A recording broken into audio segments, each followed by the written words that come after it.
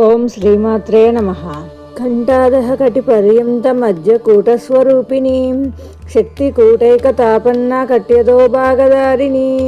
కంఠాదహ కటిపర్యంత మధ్య కూటస్వరూపిణి 16 అక్షరాల నామం. దీనికి గల అర్థాన్ని ఇప్పుడు తెలుసుకుందాం.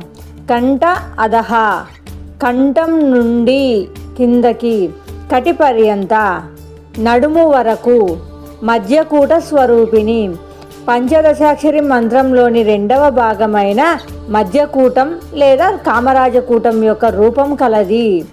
ఇప్పుడు వివరణ ఇచ్చుకుందాం. అమ్మవారి మెడ నుండి నడుము వరకు ఉన్న మధ్య భాగం ఆ 15 అక్షరాల మంత్రంలోని మధ్యలో ఉండే 6 అక్షరాల సమూహానికి మధ్యకూటం ప్రతీకట. ఈ నామాన్ని స్మరించడం వల్ల మనకు సకల ఐశ్వర్యాలు, ఆకర్షణ శక్తి మరియు చేపట్టిన పనుల్లో విజయం లభిస్తాయట. లోకంలోని సమస్త పోషక శక్తి ఈ భాగంలోనే నిక్షిప్తమై ఉంటుందట.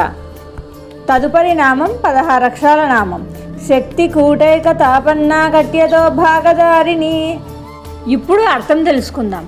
శక్తి కూటైక తాపన్న పంచదశాక్షరి మంత్రంలోని చివరి భాగమైన శక్తి కూటంతో ఐక్యం చెందినది. కట్యతో భాగదారిని. కటి అంటే నడుము, అధహ్ అంటే పాదాల కింది వరకు.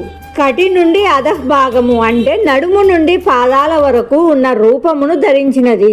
ఇప్పుడు వివరణ ఇచ్చుకుందాం. అమ్మవారి నడుము నుండి పాదాల వరకు ఉన్న కింది భాగం మంత్రంలోని శక్తి కూటమునకు ప్రతీకట. ఈ నామాన్ని స్మరించడం వల్ల మనకు మోక్షము, మానసిక శాంతి మరియు సర్వపాప హరణం లభిస్తాయట. అమ్మవారి పాద పద్మాలను ఆశ్రయించడం అంటేనే సంసార సాగరాన్ని దాటడం అని అర్థమట.